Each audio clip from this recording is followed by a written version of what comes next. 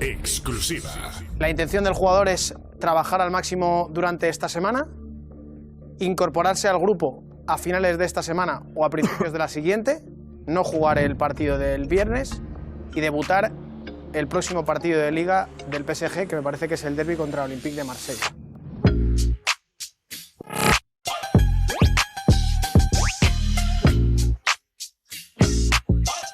Hello à tous, ravi de vous retrouver dans la quotidienne. Sergio Ramos avec le PSG, c'est pas pour tout de suite, hein, c'est ce que nous disent nos potos du Chiringuito. Mais alors pourquoi est-ce qu'il faut attendre jusqu'à l'OM? Él tiene el alta médica, pero lo que me dicen es que después de tanto tiempo sin jugar no se quiere cometer ningún error, no quieren precipitarse, ni el cuerpo técnico ni el futbolista.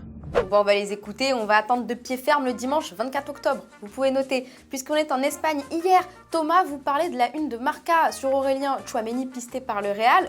Aujourd'hui, en une de Marca, qu'est-ce qu'on a? Eh ben Aurélien Tchouaméni, mais il nous donne une info. En plus, pour lui, c'est 60 millions d'euros. C'est ce que réclamerait l'AS Monaco pour l'international français. Affaire à suivre. Alors lui, il n'était pas chez nos Bleus durant la trêve internationale, mais il a accordé un entretien à Talksport, c'est Olivier Giroud, bien sûr. 8 minutes ultra cool, hein. Il a notamment évoqué N'Golo Kanté, un coéquipier qu'il adorait à Chelsea, hein, mais très mauvais joueur. Dis-nous Olivier, qui fume qui à quel jeu? Well, we've been playing chess. I have to say he's better than me. I have to say that after I asked him to play Scrabble, and I'm definitely better than him. So much better. He hates losing. He's a funny person. He's top man. Et peut-être mauvais joueur au Scrabble, mais pas au foot parce qu'il est dans la liste des 30 présélectionnés pour le Ballon d'Or. Olivier, c'est mérité quand même. I think he deserves to be in that list. To win it, I think there are big players also next to him. But yeah, I'm very happy. I'm proud of him that he is close to it.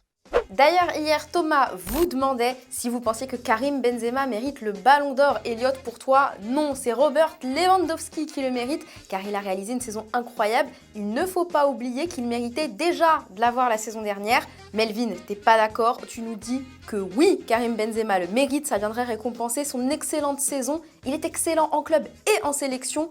Jeu au pied, tête, c'est un joueur complet à son poste. Et ce serait génial qu'un Français gagne le Ballon d'Or. Nous aussi, on l'espère parce que ça fait 23 ans quand même, depuis Zizou, la famille royale, hein, Zidane. Bon, après ça, on lui a parlé d'Arsenal à Olivier Giroud. Forcément, les Gunners qui sont 11e de Première Ligue. Mais Olive, il leur manque quoi pour prétendre au top 4? Money play a huge part in a success also. Chelsea, after winning the Champions League, spent over 80 million, I think, on Romelu to reinforce. That's the thing with Arsenal. They don't put as much as their opponents. Je vous pose donc la question du jour, de quoi a besoin Arsenal pour revenir dans les 4 premières places, hein, dans le top 4 de Première Ligue? Est-ce que vous pensez que le problème c'est Mikel Arteta ou l'effectif, ou bien comme Olivier Giroud que c'est un problème de sous-sous? Vous nous dites tout et demain on sélectionnera 2 commentaires. Et c'est l'heure de notre football vrai. Je vous emmène aux United States of America. J'espère que vous avez rempli votre ESTA. New England Revolution face à Forward Madison sur une pelouse tracée pour du foot US. Hein. Et malgré ça, sublime passe, reprise avec l'extérieur du pied droit pour Justin Jennings. Trop bien le soccer. On file au Pakistan, à Chitral, j'espère que ça se prononce comme ça. Je ne sais pas d'où ça vient, qui contre qui, pourquoi, comment, mais regardez. Tout ce que je peux vous dire, c'est qu'on a vu le gardien, la spéciale, hein, il sort le péno, trop content, sauf qu'à trop le célébrer, bah, le ballon il rentre finalement, c'est pas juste. Sans transition, hier, il y avait encore des qualifs pour le Mondial 2022. Clem va nous mettre un très joli tableau. Les Three Lions tenus en échec par la Hongrie. Première victoire à l'extérieur en compétition officielle pour Andorre contre Saint-Marin. Vraiment un gros choc. Hein. Et le Danemark qui se qualifie avec 8 victoires en autant de rencontres, 27 buts inscrits et 0 concédés. Et il y avait le Portugal qui jouait, et qui dit Seleção do Portugal, dit encore un record pour Cristiano Ronaldo. Victoire 5-0 face au Luxembourg avec un triplé du gars sûr. C'est son 10e hat-trick en sélection et forcément ça fait la une chez lui, toujours comme si c'était la première fois, nous dit Abola. Vraiment, c'est beau l'amour. Hors Europe, encore un carton de l'Algérie avec un succès 4-0 face au Niger. Les Fennecs n'ont plus perdu depuis 2018 sur 31 matchs consécutifs. C'est incroyable, hein, ils sont 4e dans le domaine à égalité avec l'Argentine. Et à 6 matchs du record établi par l'Italie, Jamel Belmadi, le sélectionneur, il était surexcitax au max.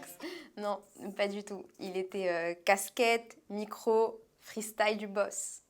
C'est des déplacements, vraiment déplacements en Afrique, avec tout ce que ça comporte. Les conditions, vous les avez vues, très chaud, autour de 40 degrés.